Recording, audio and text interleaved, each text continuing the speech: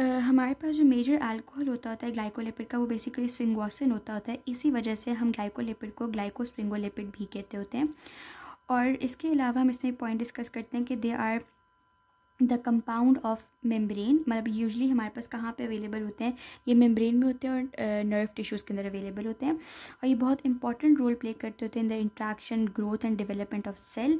इसके अलावा ये एक एंटीजन के तौर पे भी एक्ट करते होते हैं। ये ABO ब्लड ग्रुप एंटीजन के तौर पे भी एक्ट करते होते हैं और एक रिसेप्टर के तौर पे भी एक्ट करते होते हैं for the cholera and the tetanus toxin. ये कुछ इसके मेजर पॉइंट्स हैं जो कि हमारे पास इंपॉर्टेंट हैं इंट्रो के लिहाज से।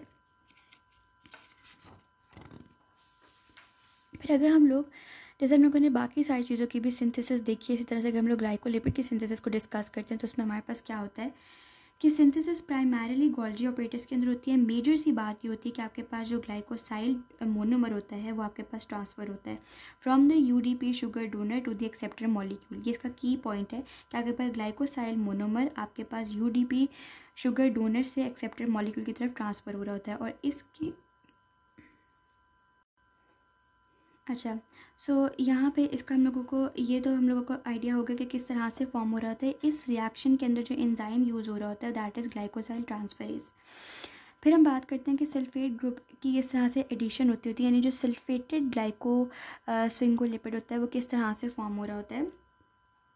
तो बेसिकली हमारे पास जो सल्फेट ग्रुप होता है वो ट्रांसफ़र होता है from the sulphate containing compound को हम लोग पैप्स कहते हैं, फॉस्फो एडिनोसिन फॉस्फोसल्फेट। वहाँ से सल्फर ट्रांसफ़र होता है हमारे पास टू दी ग्लेक्टोज। ग्लेक्टोज हमारे पास जो है ना वो ग्लेक्टोसेरिब्रोसाइड के अंदर अवेलेबल है। As a result of transfer of sulphur from the PAPS to the galactose हमारे पास सल्फाटाइड ग्लेक्टोसेरिब्रोसाइड जो है वो फॉर्म होता है।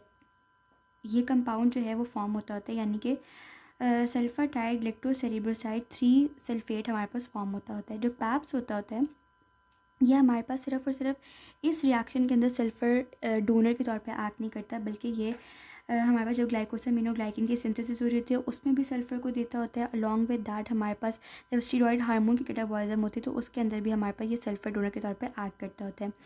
ग्लाइकोस्फिंगोलिपिड की डिग्रेडेशन बेसिकली लाइसोसोम के अंदर होती है। लाइसोसोमल हाइड्रोलिटिक एंजाइम्स होते हैं जो कि हमारे पास इसकी ब्रेक डाउन करते होते हैं। और हम लोग ऑलरेडी बात कर चुके हैं कि अगर हमारे पास की ब्रेक डाउन नहीं, और हमारे पास जो मैकेनिज्म यूजली हम यूज़ करते हैं that is last one and first of, यानी कि जो कंपाउंड सिंथेसिस में आखिर में ऐड हुआ था डिग्रेडेशन में सबसे पहले वही रिमूव होता है, वो उसका एक मेजर स्टेप होता है।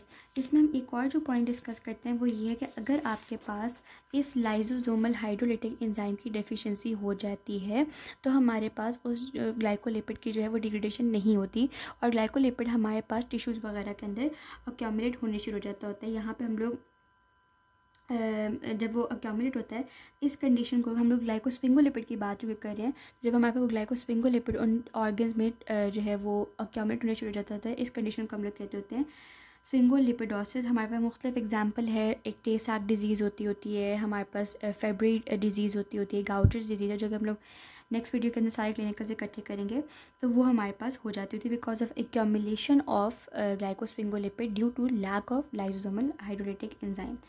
अच्छा, सिर्फ यही नहीं होता कि आपके पास लाइसोसोमल हाइड्रोलिटिक एंजाइम नहीं है तो हमारे पास ये स्फिंगोलिपिडोसिस हो जाएगा, बल्कि हमारे पास अगर डेफिशिएंसी हो लाइसोसोमल एक्टिवेटेड प्रोटीन की दैट आल्सो लीड्स टू स्फिंगोलिपिडोसिस, क्योंकि जो हमारे पास लाइसोसोमल एक्टिवेटेड प्रोटीन होती है ना ये फैसिलिटेट करती होती है किस चीज़ को, हाइड्रोलिसिस ऑफ, ये फैसिलिटेट एक्चुअली हमारे पास ना करती होती है hydrolysis of short carbohydrate chain to degradation, so that as a degradation procedure, जैसे हमारे पास डिग्रेडेशन प्रोसीड करती है तो ये हमारे पास कार्बोहाइड्रेट चेन को शॉर्टन करती रहती है।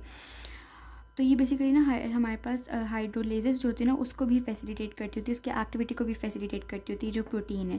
तो अगर इसकी भी डेफिशिएंसी होती है तो हाइड्रोलिसिस जो है वो फैसिलिटेट नहीं होगी और अगेन जो है हमारे पास स्फिंगोलिपिडोसिस हो जाएगा।